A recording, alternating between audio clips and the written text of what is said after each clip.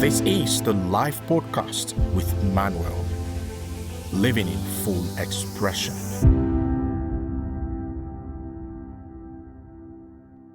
Most people treat their lives the way bad drivers treat their cars. They notice something is off, they tell themselves it's manageable, and they keep going on until they cannot. We have been sold the idea that resilience means pushing through, but there's a version of resilience that is actually avoidance wearing a tougher name. The real question is not how long you can keep going before something forces you to stop. The real question is whether you are the one doing the checking or waiting for the breakdown to do it for you.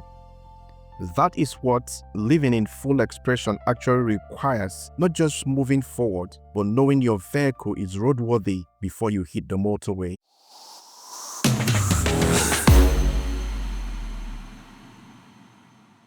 Hello and welcome to the live podcast with me, your host Manuel. And today we're going to be talking about an experience I had. And that experience is what I want to share with you in today's episode. And I want to start by asking you this question. When was the last time you genuinely checked in on your life? Not a passing thought in the shower, not a quick journal entry on New Year Eve's. I mean, a real honest, structured look at where you actually are in your health, your relationship, your career, your finances, your marital life, your mental state, and whether any of it has a fault that needs fixing. Now, if you are struggling to answer that, you are actually where I was sitting in a garage a few months ago, staring at a failed certificate for my car's MOT, working out how to fix a problem I had been quietly ignoring, while the clock, the regulations, and my own diary were all demanding that I sort it out that day. The afternoon taught me something I have been coaching around for years, but had not even applied that to myself in that way that I should have. And today, I want to walk you through that process because I think most of us are just driving on faults we have named, accepted, and quietly decided to manage. And I want you to change that today. So if you're ready, let's get started.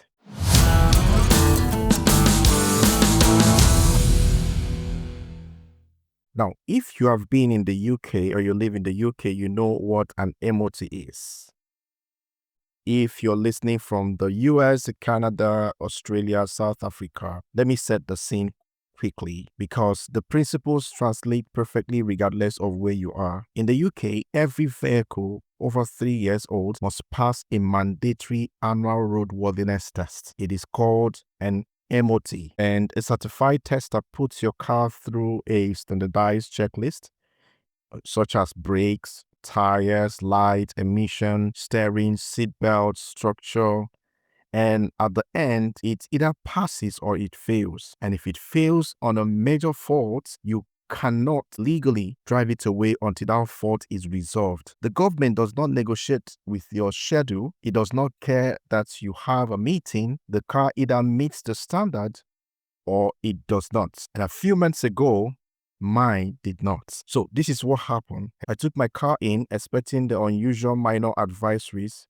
the things you note and address later. What I got was a major fault. And before now, the car had passed other MOTs until this very period. And because of how the regulations work, I had no real choice. I had to fix it that day, unbudgeted, unexpected, but it was non-negotiable. And here is what I noticed while I was sitting there, working the phones, reorganizing my day, and writing a check I had not planned to make. I had known something was slightly off with that car for a while. Not dramatically off, not pull over immediately off, just a feeling, a sound, a small thing I had found under, and I had managed it competently, responsibly, until the moment an external standard looked at it clearly and said, no, this is a major fault. This needs to be resolved immediately. The car did not break down on the motorway. It did not leave me stranded at midnight. The system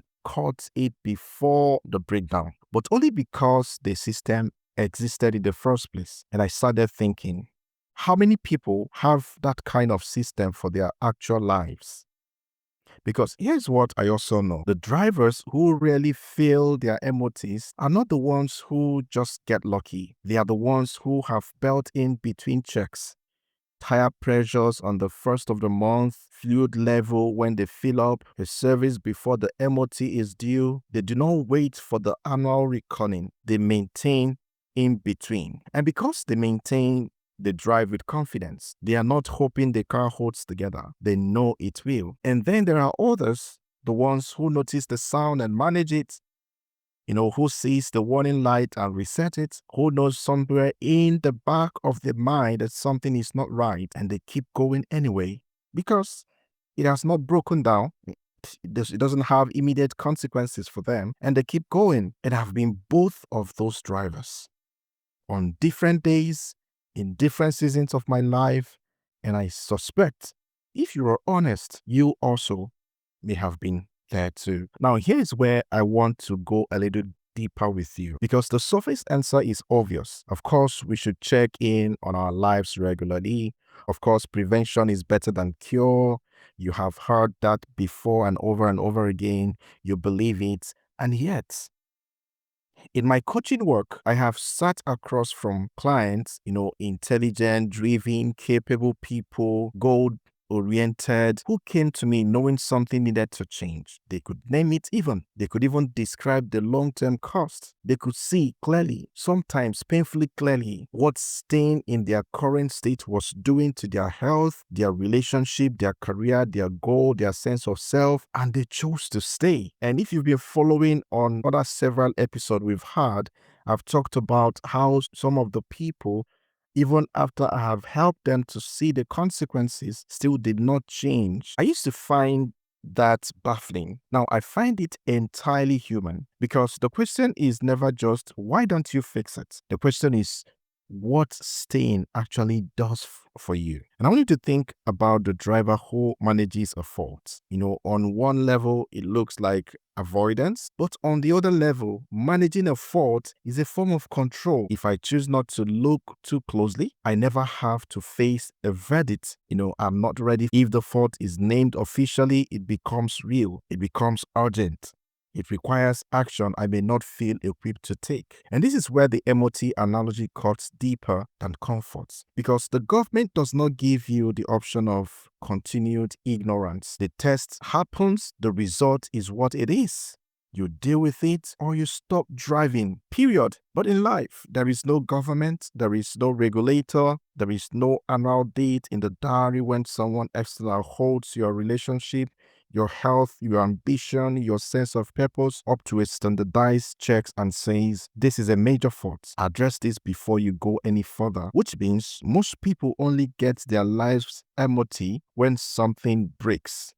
A health scar, a relationship that finally ends, a career that collapsed under the weight of a decision made on a fault that was being managed. The breakdown does what the regular check did not, and by then, the cost is always higher emotionally, practically, relationally, financially, you name it. The same fault that was manageable 6 months ago has become the thing that stopped the car on the motorway. So, I want to stop explaining now and do something with you. This is what I do with clients, and I want to do it with you right here and right now. And I'm going to ask you some questions, not rhetorical questions. I mean real questions that will get you thinking. I want you to actually answer them in your head, out loud, and in writing if it's safe for you to do so. If you can pause and take down the question and think about it, be honest about it, that would be a great one. But what matters is that you do not just let them pass over you, let them land in your mind. So here's the first question. Right now in your life, your health, your closest relationship, your marital relationship with your children, your wife, your spouse, your work, your mental state, your finance, where is the fault you've been managing? I want you to think about it. Where is the fault that you've been managing? You've been pushing it forward. You've been procrastinating on it. I don't mean the catastrophes. I mean not the things that has already broken, the things you have named quietly. You know the problem, the thing you have told yourself you will deal with them when things settle in a perfect time, when the time is right. You sit with that for a moment. Don't rush about it.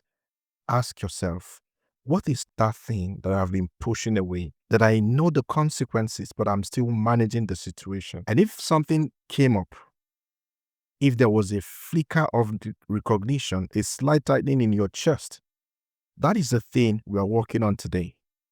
That is your major fault.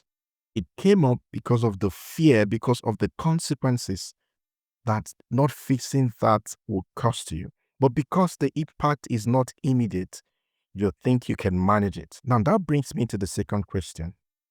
How long have you been managing it? I'm not trying to be judgmental here. I'm only genuinely asking you because there is a difference between a fault you discovered last week and one you have been driving on for 2 years and 3 years and on and on. And for most people, when they actually count the months, they are surprised by their own answers. And here's what I want you to notice. Staying with something known is not always passive. Sometimes you are working quite hard to manage it, to keep it from becoming urgent, to keep it beneath the level where someone else might notice, to keep it from damaging the kind of attention you're not sure you can give right now. That is not weakness. That management is actually evidence of your capability. You have been keeping it together. And that brings me to the third question, which is, what has managing this fault costed you? Not in theory, in your actual life. Over the time you've been carrying it, in your energy, in your relationship, your confidence, your self-esteem, your purpose, in your ability to show up fully in the areas of your life that matter most to you. I want you to take a moment with that one in your heart. Not what you think, but actually what you feel when you actually count the cost. The question is, what is it costing you doing so? What is it costing you? You want to sit down and ask yourself, this that I'm managing, what is it costing me in real time? If I continue this way in the next 6 months, what would it cost me? If something just shifted in you, that is not weakness. That is clarity. That is what happens when you stop managing and start looking. Now I want you to move to the other side of this, because the coaching is not just about naming the faults. It's about building the system so the fault gets caught earlier next time and you deal with it. Here's what I want you to design right now in broad strokes. If you were to give your life an MOT every 12 months, a real structured, honest one, what area will be on the checklist? I want you to think about that. Imagine that your life goes through an MOT every month. Just like in the car MOT, what would be on the checklist? I'll give you some categories I use with clients, and maybe that could work for you. This could include health and energy. Now, this is very important because you need your health to be able to be present for the people you love. Relationships, which is your intimate relationship, family, professional. Then the third one is career and purpose. Where are you in line with your purpose and career? Then finances, mental and emotional state, personal growth, and what I call the alignment check. Whether the life you are living actually matches the one you said you wanted. Because at the end of the day, this is what counts. Being able to live in full expression. And that's why it's very important that you look at these areas. You can add more areas, but these are critical areas of your life. And I don't want you to begin to work on all of this at the same time right now. I want you to pick one of those areas immediately right now. Which of them? The one that came up when I asked about the faults you have been managing. And ask yourself this. If someone external, someone with no agenda other than your actual well-being, looked at the area of your life today, what would they find out? Not what you hope they would find out. I mean, what would they actually find out? That is your starting point. This is where the life MOT begins. Now, let us build a system. Yeah, it's good to point this out, but if you don't have a system that would help you to manage and maintain this, just like the government have built a system around it, this will not be sustainable, because insight without structure is just a good conversation. And I don't want this episode to be another good conversation that you've had.